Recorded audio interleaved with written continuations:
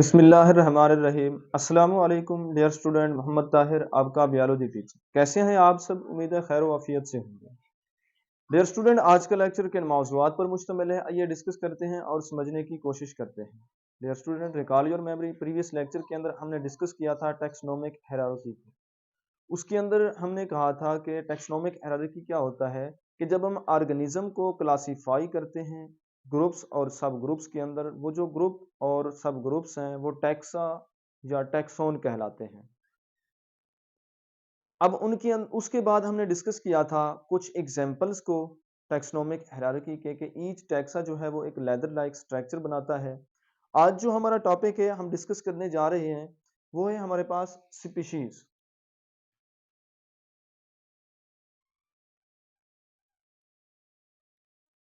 आज का हमारा टॉपिक है स्पीशीज जो हम डिस्कस करने जा रहे हैं। सबसे पहले हम इसकी डिफाइन करते हैं। इसकी डिफाइन हम कुछ यूं कर सकते हैं, आ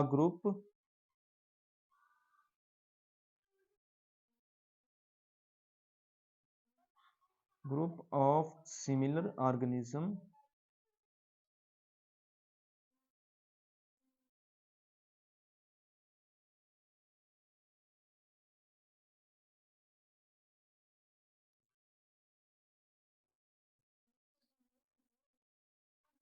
similar organism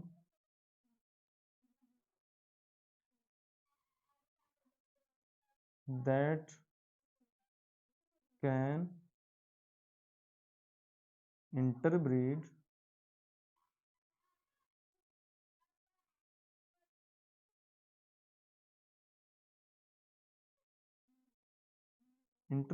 among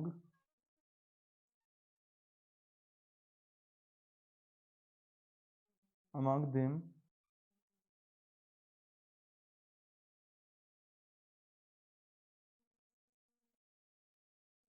and produce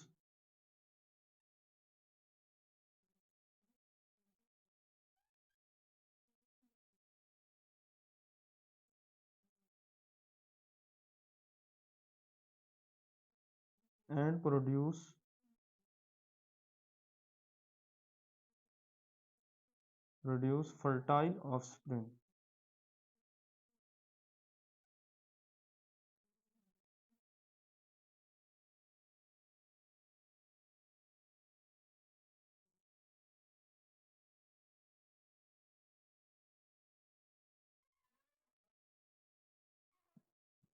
fertile offspring. तो स्पीशीज क्या होता है? एक ग्रुप होता है सिमिलर ऑर्गेनिज्म का, a group of similar organism that can interbreed, जो आपस में जिनसी तौलीद कर सकते हैं मिलाप कर सकते हैं और प्रोड्यूस करते हैं फर्टाइल ऑफस्प्रिंग। उनसे पैदा होने वाली जो नस्ल है वो जरखेज होती है। एक जैसे ऑर्गेनिज्म का ग्रोह जो आपस में जिनसी तौलीद कर सकते हैं अपनी मर्जी से, नेचुरली तौर पर, कुदरती तौर पर, और उनसे जो प्रोड्यूस होने वाली नस्ल है ऑफ स्प्रिंग है, उनके अंदर भी ये अहलियत होती है कि वो अपनी नस्ल को आगे जारी रख सकें, अपनी नस्ल को आगे बढ़ा सकें। क्या हम इसकी डिफाइन यूं कर सकते हैं कि ये क्या है? एक group of similar organism that can interbreed among them and produce fertile offspring, कि वो आपस में कुदरती तौर पर, नेचुरली तौर पर इंटरब्रीड करते हैं, अपनी मर्जी से मिलाप करते हैं। उनके मिलाप से जो आगे नस्ल पैदा होती है उसके अंदर भी ये सलाहियत मौजूद होती है कि वो अपनी नस्ल को आगे कंटिन्यू रख सके, अपनी नस्ल को आगे बढ़ा सके। तो ये है स्पीशीज की डिफाइन। आगे है हमारे पास कुछ एक्सेप्शन हैं इस स्पीशीज के अंदर, उनको हम डिस्कस करते हैं कि वो कौन कौन से हैं। अगर हम बात करें एक्सेप्शंस की तो सबसे पहले हमारे पास क्या है? आर्टिफिशियल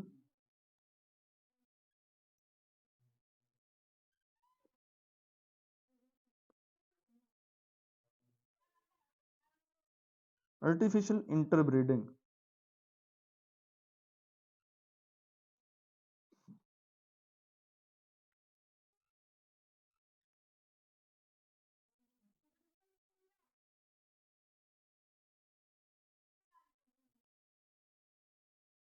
आर्टिफिशियल इंटरब्रीडिंग क्या होता है?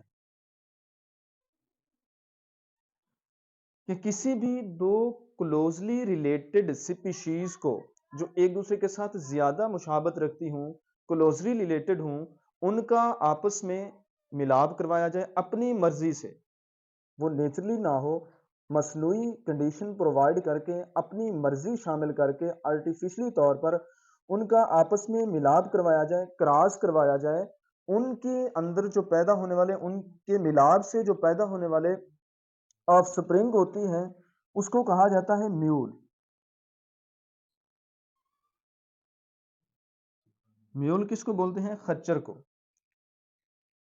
कि इसमें क्या होता है कि male donkey and female horse, उनका आपस में मिलाप करवाया जाता है, अपनी मर्जी से करवाया जाता है, आर्टिफिशियली कंडीशन प्रोवाइड करके उनसे जो पैदा होने वाला ऑफस्प्रिंग है वो म्यूल कहलाता है। उसके अंदर वो सलाहियत नहीं होती कि वो अपनी नस्ल को आगे कंटिन्यू रख सके। तो ये क्या है? खच्चर। म्यूल किसको बोलते हैं? खच्चर। ये जो है स्पीशीज के अंदर कंसीडर नहीं किया जाता। स्पीशीज के अंदर अब आप लोगों से पूछा जा सकता है कि व्हाट इज म्यूल? म्यूल के बारे में आप बताएं कि म्यूल क्या है। तो आप इसकी डिफाइन यूं कर सकते हैं, it is develop interbreed male donkey and female horse.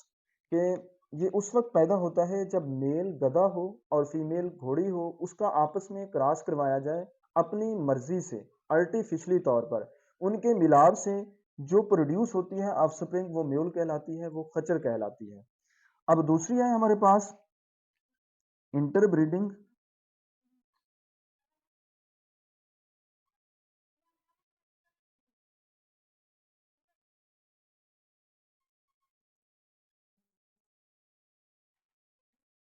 और असेक्सुअल रिप्रोडक्शन।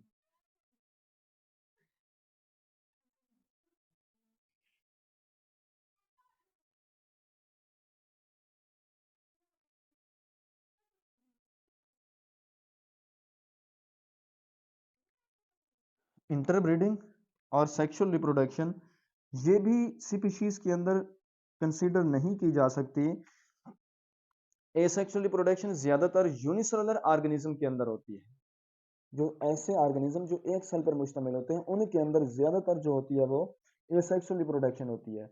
अब ये कुछ एक्सेप्शन है, ये स्पीशीज के अंदर कंसीडर नहीं किए जा सकते, क्योंकि स्पीशीज की डिफाइन के अंदर हमने डिस्कस किया कि जो स्पीशीज के अंदर ऐसे ऑर्गेनिज्म का ग्रुप शामिल है, ऐसे ऑर्गेनिज्म का ग्रुप शामिल है जो अपनी मर्जी से नेचुरली तौर पर इंटरब्रीड करें, मिलाप करें, और उनसे पैदा होने वाली नस्ल के अंदर भी ये सलाहियत मौजूद हो कि वो भी अपनी नस्ल को आगे कंटिन्यू रख सकें, अपनी नस्ल को आगे बढ़ा सकें। तो आइए फर्दर डिस्कस करते हैं। नेक्स्ट है हमारे पास history.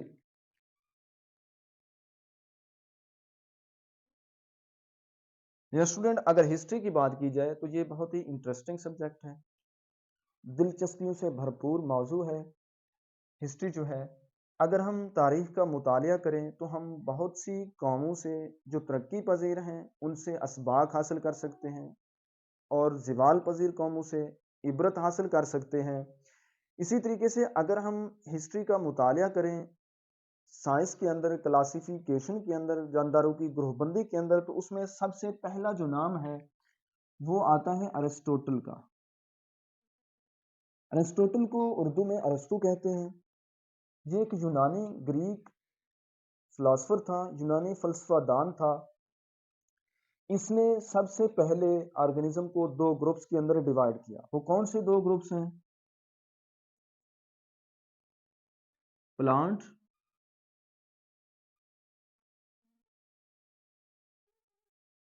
Plants and animals.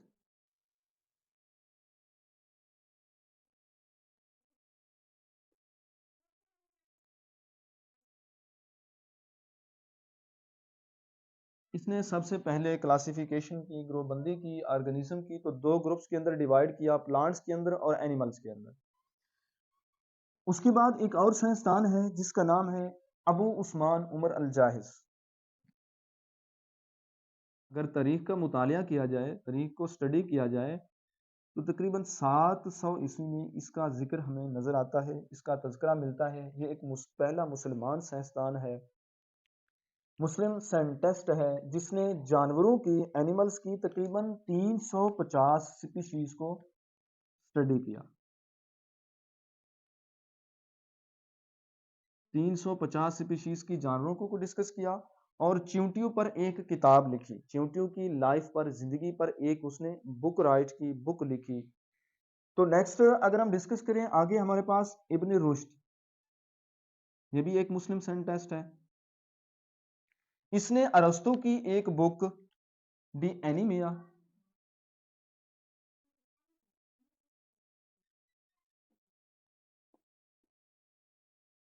The enema का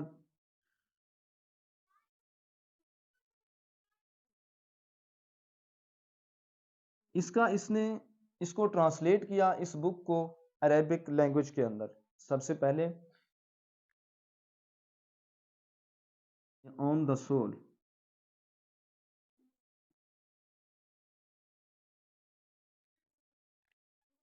तो ये दो मुसलमान साइंसदान हैं। अगर तारीख का मुतालिया किया जाए, तारीख को डिस्कस किया जाए, तो साइंस की जो बुनियाद है वो मुसलमान साइंसदानों ने बहुत साइंस की बुनियाद रखने में अहम किरदार अदा किया। अब इनसे हमें पता चलता है जो मुसलमान थे पहले उन्होंने दुनियावी अलूम सीखे। दुनियावी अलूम सीखने के बाद साइंस और टेक्नोलॉजी के अंदर अपना नाम पैदा किया। उन्होंने दीनी अलूम के साथ साथ दुनियावी अलूम को भी लेकर चले। तो इन साइंसदानों से अगर तारीख का मुतालिया किया जाए तो हमें पता चलता है कि इनका जो हमारा जो माजी था वो रोशन था। हमारा आने वाले वक्त के अंदर हमारा मुस्तकबिल भी ताबनाक तब हो सकता है अगर हम तालीम से रिश्ता जोड़े रखें, इल्म को सीने से लगाए रखें, साइंस और टेक्नोलॉजी में आगे बढ़ते रहें, अपना किरदार अदा करते रहें। तो डियर स्टूडेंट, आगे नेक्स्ट फर्दर कुछ बायोलॉजिस्ट थे जिन्होंने क्लासिफिकेशन में अपना किरदार अदा किया, उनको हम देखते हैं, डिस्कस करते हैं। चंद हमारे पास यहाँ पर दिए गए हैं। एक है हमारे पास एंड्रिया सिसल पिनो। अब इनका आप लोगों ने ये जो सन दिया गया है, ये जो डेट दी गई है, ये एमसीक्यूज के तौर पर पूछी जा सकती है। ये आप लोगों ने ज़हन नशीन रखनी है, इसको याद रखना है। 1590 के अंदर इन्होंने, इनका जो लाइफ स्पैन है, एडी का मतलब होता है कबल अज मसीह। इनका जो काम है, उन्होंने क्या किया, प्लांट्स को डिवाइड किया 15 ग्रुप्स के अंदर और उन ग्रुप्स को नाम दिया गया जेनरा का। वो ग्रुप्स जो हैं वो जेनरा कहलाते हैं। 15 ग्रुप्स के अंदर प्लांट्स को डिवाइड किया और वो जो 15 ग्रुप्स हैं वो जेनरा कहलाते हैं। उसके बाद हमारे पास है जॉन रे, ये इसका लाइफ स्पैन है।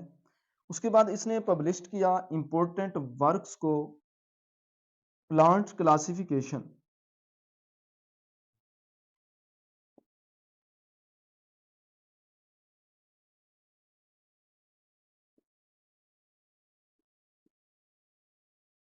प्लांट क्लासिफिकेशन, प्लांट्स की ग्रोहबंदी के ऊपर उन्होंने जो वर्क किया, जो अहम काम किया, उसको पब्लिश करवाया।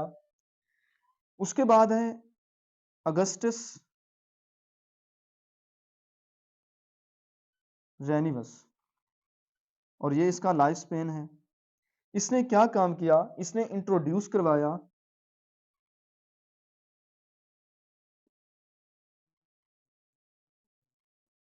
इंट्रोड्यूस टैक्सॉन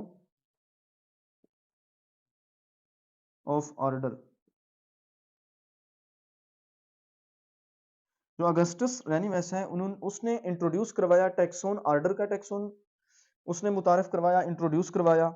उसके बाद टोर्नी फोर्ट है, ये इसका लाइफ स्पेन, इसने इंट्रोड्यूस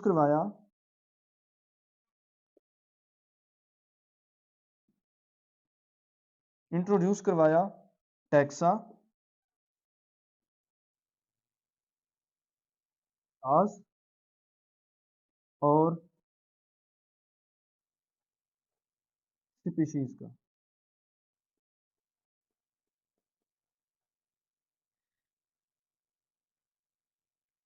तो ये हमारे पास कुछ बियोलॉजिस्ट हैं जिन्होंने ऑर्गेनिज्म की, जानदारों की क्लासिफिकेशन में अपना अपने कारनामे सर अंजाम दिए।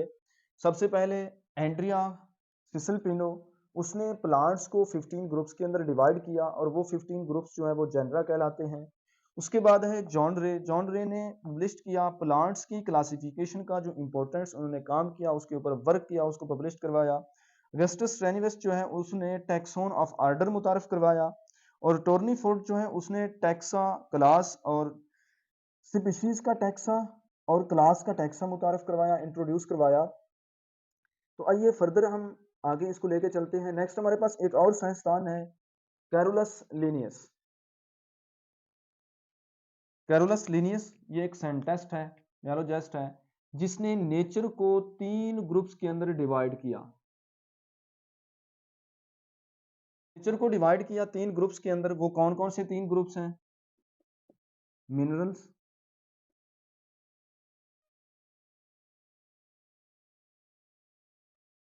मिनरल्स, वेजिटेबल्स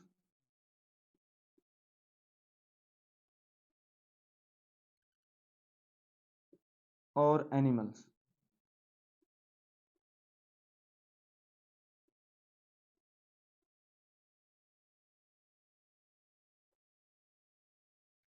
अब ये आप लोगों से शॉर्ट क्वेश्चन के तौर पर पूछे जा सकते हैं, एमसीक्यूज के तौर पर, ऑब्जेक्टिव के तौर पर पूछे जा सकते हैं। इनके जो डेट है वो पूछी जा सकती है। एंड्रिया सिसल पिनो उसने क्या काम किया था, जॉन रे ने क्या किया था, अगस्टस रेनिवस ने क्या किया था, टॉर्नी फोर्ट, ये आप लोगों ने अच्छे से जहन नशीन कर लेना है। उसके बाद पूछा जा सकता है शॉर्ट क्वेश्चन के तौर पर कि कार्लोस लीनियस ने क्या काम सर अंजाम दिया था।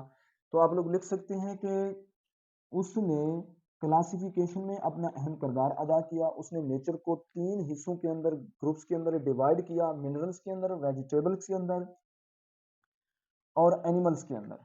ये है इसका काम। कार्लोस लिनियस ने इसने नेचर को 3 ग्रुप्स के अंदर डिवाइड किया क्लासिफिकेशन के। नेक्स्ट है हमारे पास 2 किंगडम। वो कौन से 2 किंगडम क्लासिफिकेशंस के हैं? प्लांट्स और एनिमल्स।